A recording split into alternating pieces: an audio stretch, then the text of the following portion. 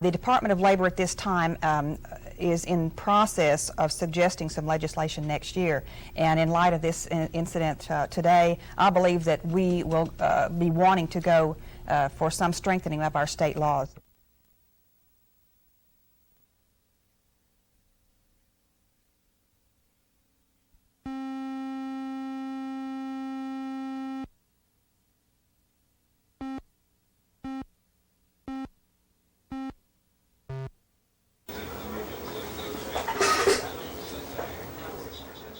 This is the in vitro fertilization laboratory at the OU Health Sciences Center, the place where female eggs are fertilized with male sperm outside of the body in a petri dish.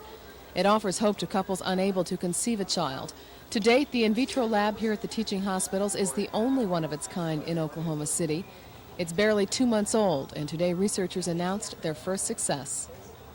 The patient does not wish that her identity be disclosed at this time. She is a 32-year-old from the state of Oklahoma who had her first child 15 years ago and was unable to conceive for a second time. The woman involved was a prime candidate for in vitro fertilization in that she was perfectly healthy and able to produce eggs, however could not get pregnant because of blocked fallopian tubes. This patient had 5 eggs recovered. 3 of these eggs fertilized very beautifully.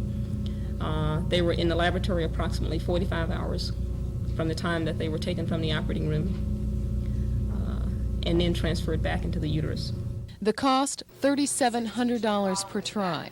In this case, it may result in more than one baby because 3 embryos were implanted just to be sure. Doctors won't know whether more than one fetus is now developing for about a month. They do know at least one baby is due sometime in February. Terry Cook, News 4.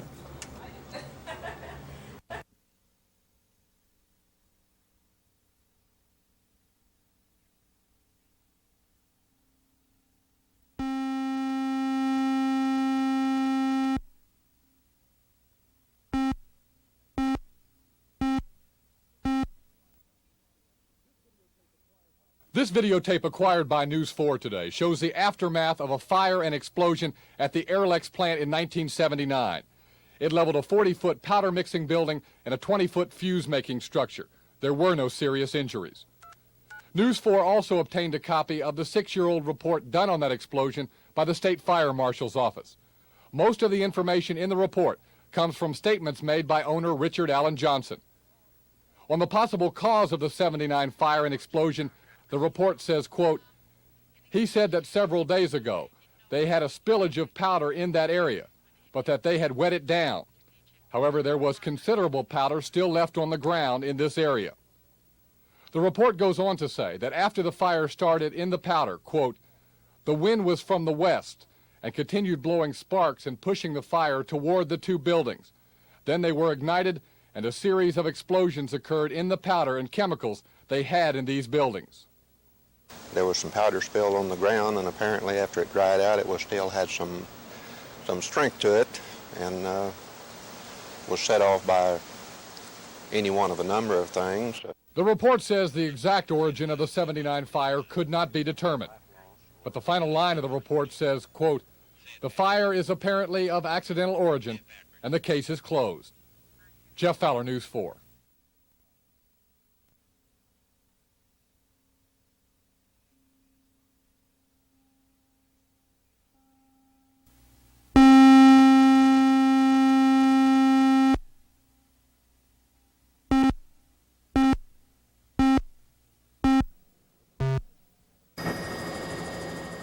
This is the state penitentiary that Warden John Brown ruled over the past 2 years until his demise today.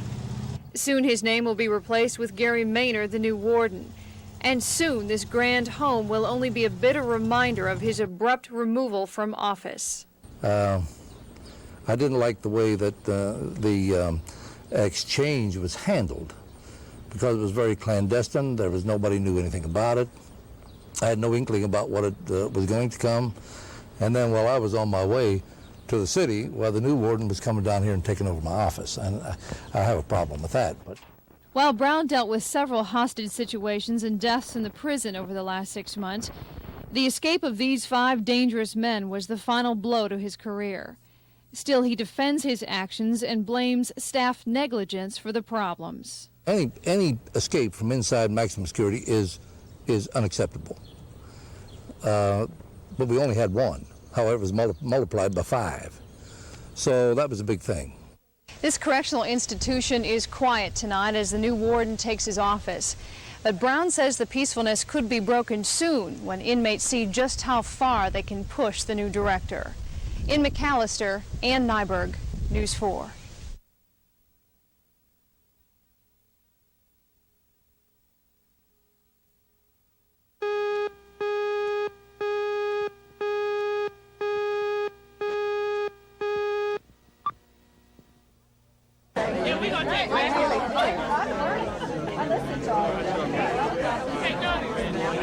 Nice that you be, the worst thing. My old days. Yeah, that's my favorite. My Uncle Dominic meeting on the door on Silverwood.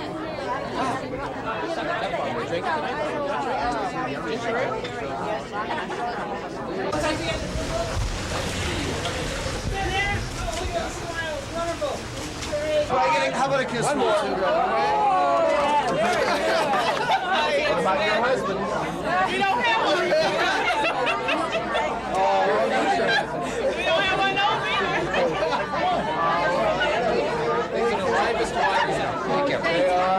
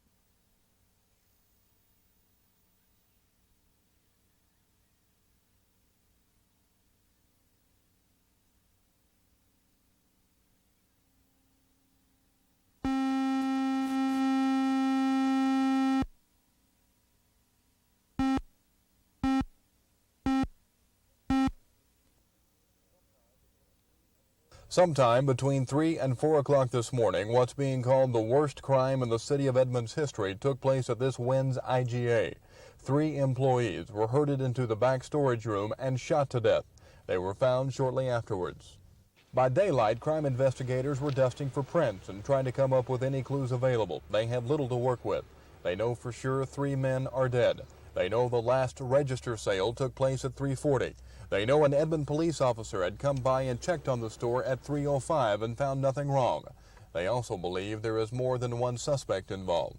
This is consistent with our theory that there was more than one person involved, because we now definitely know we had at least 2 weapons involved, and the manner in which they're used would be inconsistent with one person. The 3 victims have been identified as 34-year-old Rick Cass, 27-year-old John Barrier, and Champon Chawison.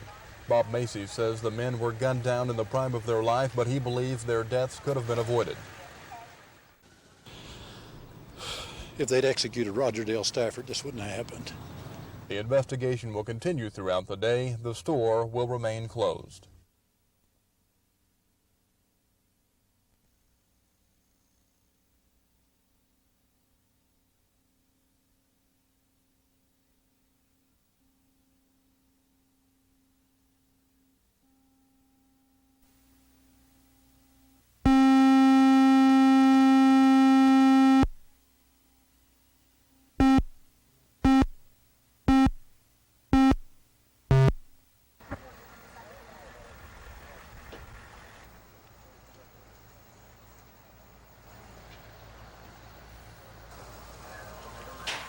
Two men from a trash company were filling their hopper when they put something inside of it that's got some toxic reaction to it.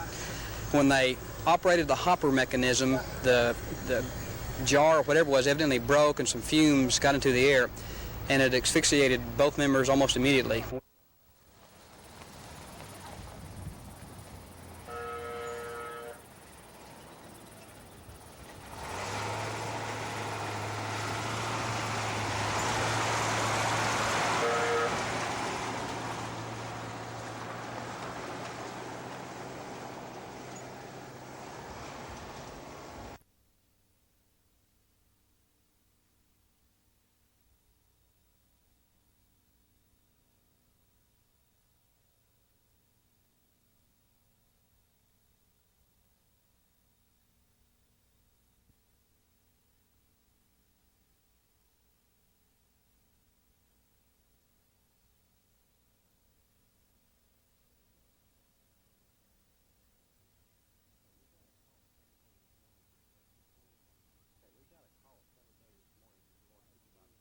Okay, we got a call at 7:30 this morning from the Forest Supervisor's office in Hot Springs, Arkansas.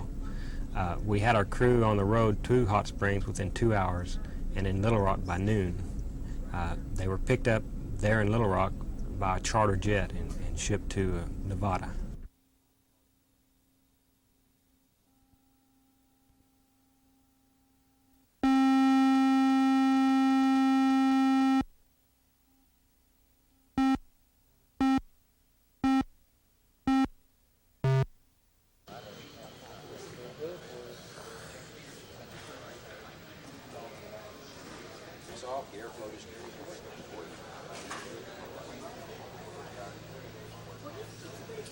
As we see it, this will bring to us the oil industry from the Oklahoma area and down in the Gulf as well. So as far as we can see it, it is a pro-service, pro-business state and gives us fine opportunity to serve our customers.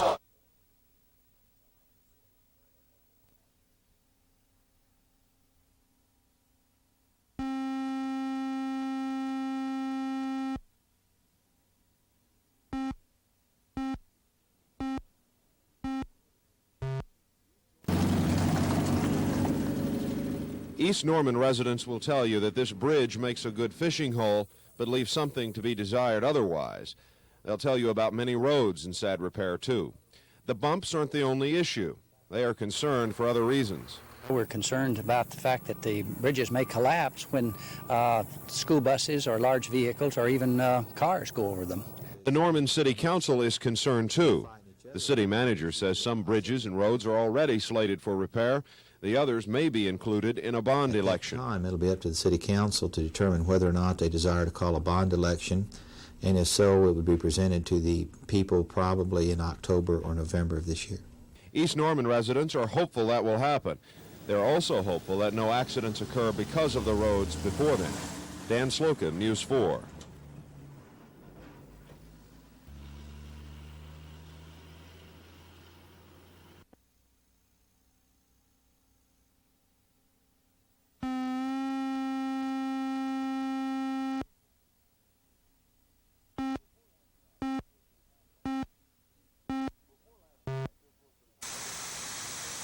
Before last night, this was the Tom Munger Feed and Seed store in Enid, Oklahoma. Now it's nothing more than a mass of brick and ashes. A fire swept through the building about 10:30 last night. Firemen had the blaze under control 2 hours later, but the real problem began after the flames were extinguished.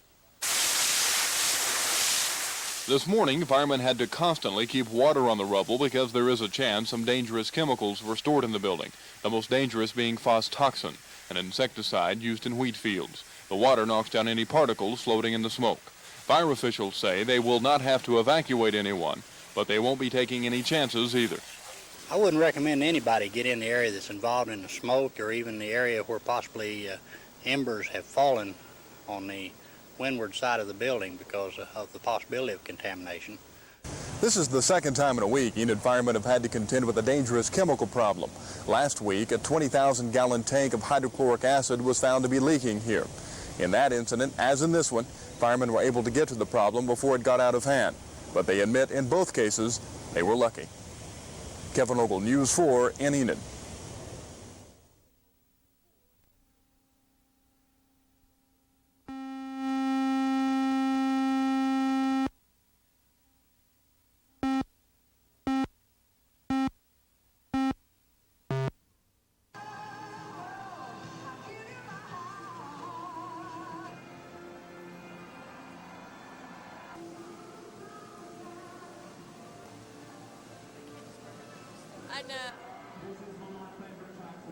I think they need to take a wait-and-see attitude, see how this one does, and then if it accomplishes what they have set out, and then maybe do something else.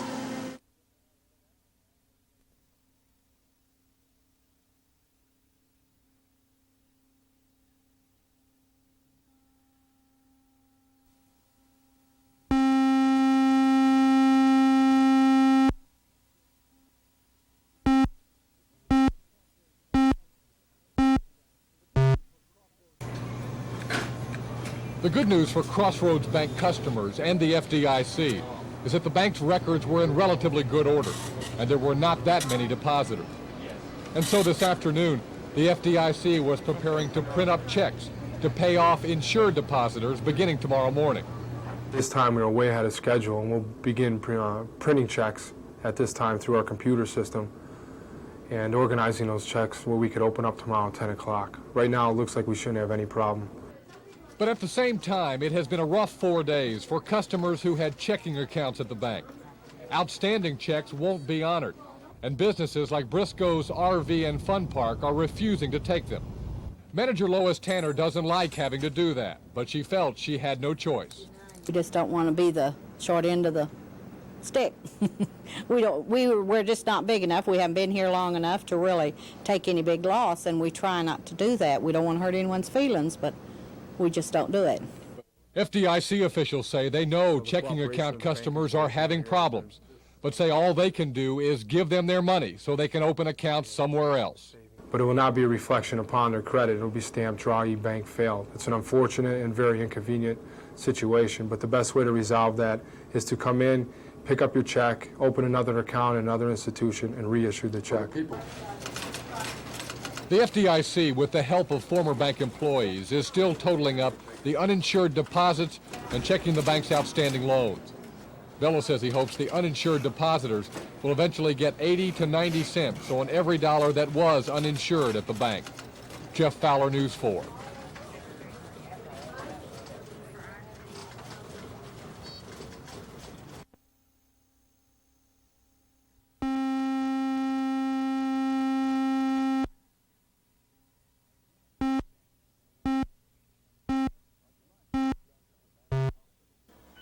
On July 1st, doctors at Baptist Hospital decided this man had one chance to survive burns over 80% of his body. His one good leg would be used as a grafting area. Researchers have developed a technique of taking a piece of the patient's skin and cloning it to almost 400 times larger than the original size. The skin is then used to heal the burn wounds. And because it's the patient's own, it won't be rejected like pig skin or other alternatives used. The graft was sent to New Jersey, where it was treated with enzymes. It was scheduled to be back and ready for use 10 days later. For reasons we have not yet determined, the patient's skin is reluctant to grow. Doctors say the heavy use of medication could possibly be the problem. Whatever it is, the skin simply is not responding the way it should. Dr. Paul Silverstein says researchers will continue to work with the graft and hope to come up with a solution.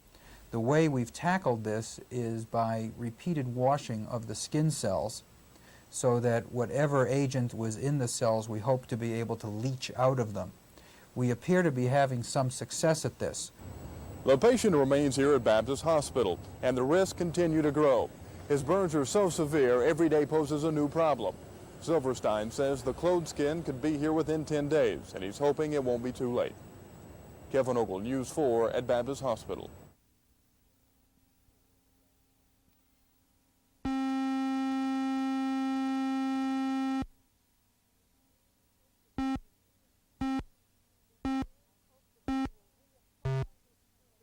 I hope that they will reaffirm this very personal and private choice that women are now allowed to make based on their own conscience and their own personal life circumstances without the intervention of the government or any governing body. I'd say it's an uphill battle at this point unless President Reagan gets to name some new justices on the Supreme Court. But I'm glad they're trying, and perhaps they can, by their arguments, they can set the stage for reversal later on, if not with this case.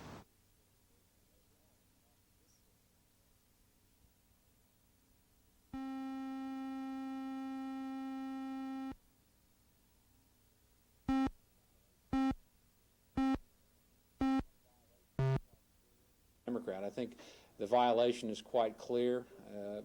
It's have the advisory opinion had it not happened elsewhere. No, we haven't. And to be in a position where you're breaking House rules in a manner that advances it jeopardizes the political it is. They certainly don't need to pad the advantages that they already have. The people expect elected officials to abide by the rules which govern their activities. It is clearly improper to mix public funds and campaign funds to promote the same function. Congressman English owes the people of the 6th District a full explanation for his apparent violation of House rules.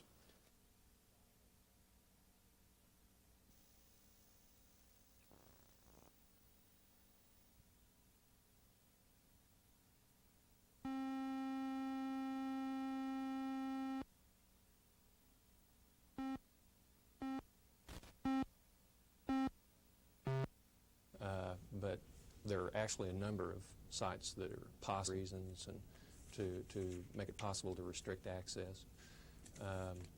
Decide. Kansas City.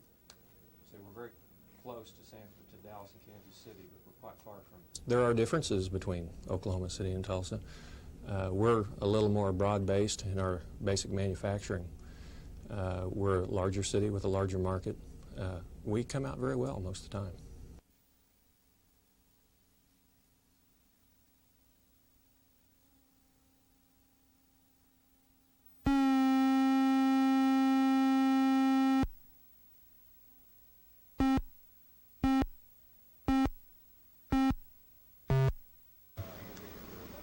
There were not 30 injuries.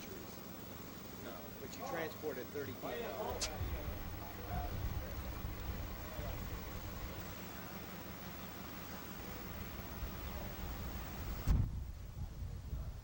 I was down at the pool and I just heard this big loud boom, and I jumped out of the pool and ran right up here and saw kids screaming and hollering, laying around here bleeding, and we started helping them. Called the ambulances and got all the authorities out here.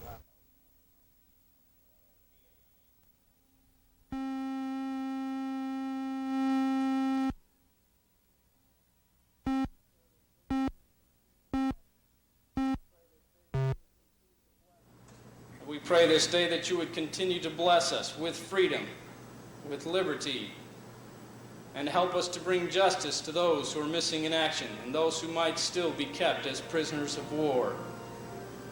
Father, we love them, and we miss them.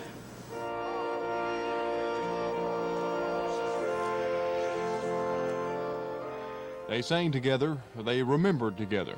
But the real common tie binding these people together is a collective sense of deep loss. They sent sons, husbands, and brothers into Vietnam and never saw them again. Their loved ones are listed as missing in action. The key word here is missing.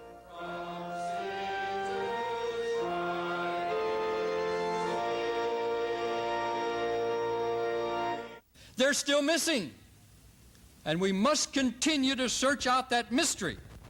For some, it's been more than a decade since a war took from them precious flesh and blood they called family. Flesh and blood they now miss and constantly worry and wonder about. But this is not the face of total despair. They do shed tears, but always in the back of their minds there is hope. Something to cling to, something to build from. I guess for the first time, I'm not going to give up hope. You know, if he's not alive, there are others that may be alive, and I think for the first time that I'm not waiting for that, but I'm not going to give up hope. Major John C. Egger, Captain Randall Craddock. A roll call of 49 Oklahoma men who were sent to Vietnam and lost. Not knowing for sure is the worst emotion. But until these people are convinced the soldiers are dead, they will continue their battle against uncertainty.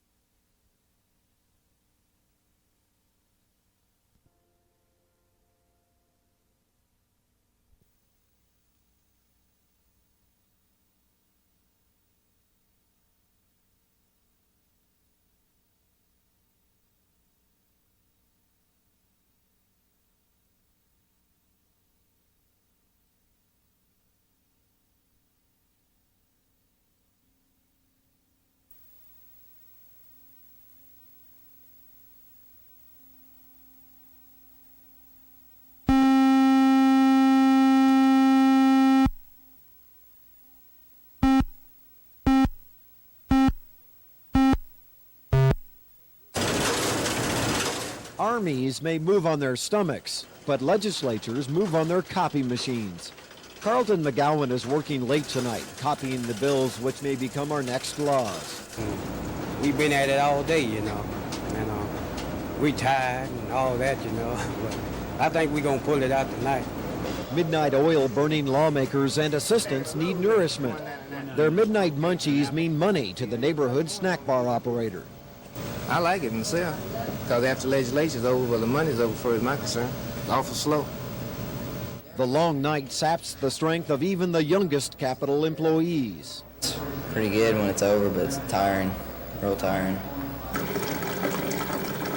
It's even been a long day and night for the person who helps keep everyone awake. Some of us, well, we've been here since 8, so we've had a nice long day so far. Might have it a little longer. The voters back home will probably never hear about these important behind-the-scenes workers. But remember this, without these people, the lawmakers might not ever finish their work. Scott Wallace, News 4 at the Capitol.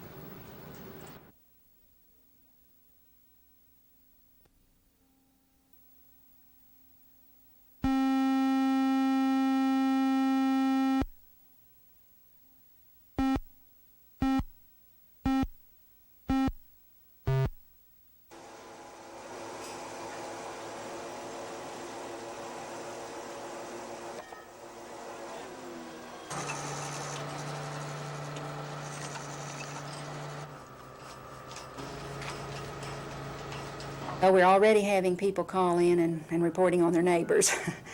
So we will be channeling those calls to the water department. They will check them out to be absolutely certain that someone is not on a private water well. At that point, the police department will be notified and a police officer will be working the complaints.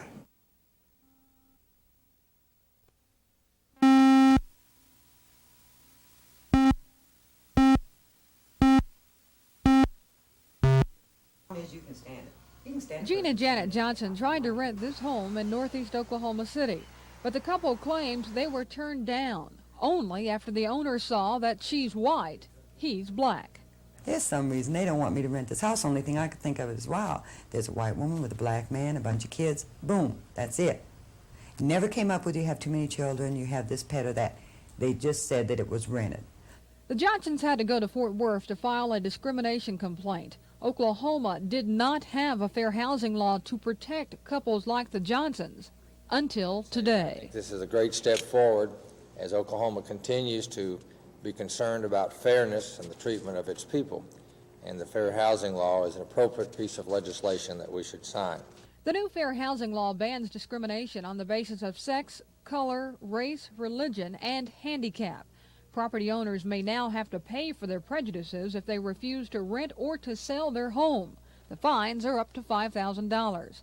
The man who will oversee this new law says housing discrimination is a big but silent problem in Oklahoma. I think it's something that is very subtle, very sophisticated, and very subliminal. But if you would just look around, you will see that the housing patterns in almost every major city in Oklahoma is, for the most part, segregated. The fair housing law goes into effect in late October. State officials say they're hoping that they will not have to prosecute anyone, but rather that this new law will be a deterrent to discrimination. At the state capitol, Stephanie Frederick, News 4.